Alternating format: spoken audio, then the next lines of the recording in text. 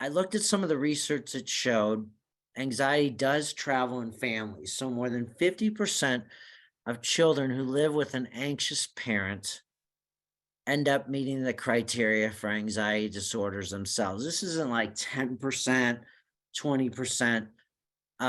This is 50% or even more.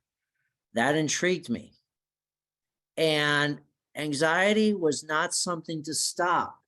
We often need anxiety to respond to uncertainty. Like something's going on, we're anxious about, we need to de-stress ourselves. It's almost like a warning light. But here's the problem. Parents today, more than ever, were doing the opposite. They were insulating the child from distress and discomfort entirely when there was no imminent danger.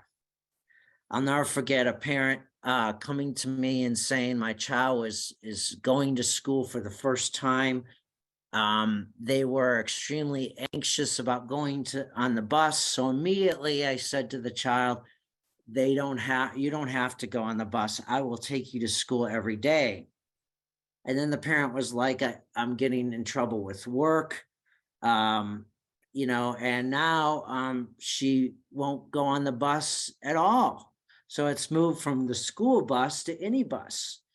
And I can't figure out why. That was a clue for me that the parent had over accommodated to the child and not allowed the child to work through that anxiety. And there was no imminent danger of the child going on the school bus. But what they found was that during the research study that was submitted to the Journal of New England Medicine, after 12 weeks, 60% of children who had anxiety disorder were very much improved or much improved. You got to do the happy dance when you see a clinical trial saying 60% after 12 weeks are going to be improved or much improved. That's good. That's good treatment for mental health.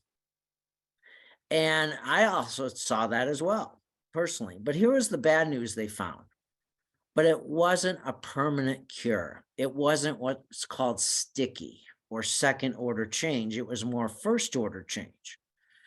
And CBT results tended to fade over time.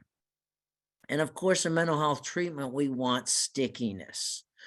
And so what they found was, and this really intrigued me, was CBT focused on the child's role in the anxiety disorder, but often neglected the parents' responses. In fact, the study showed that the parents might have been given an update of the individual treatment, but they weren't actively involved in the treatment.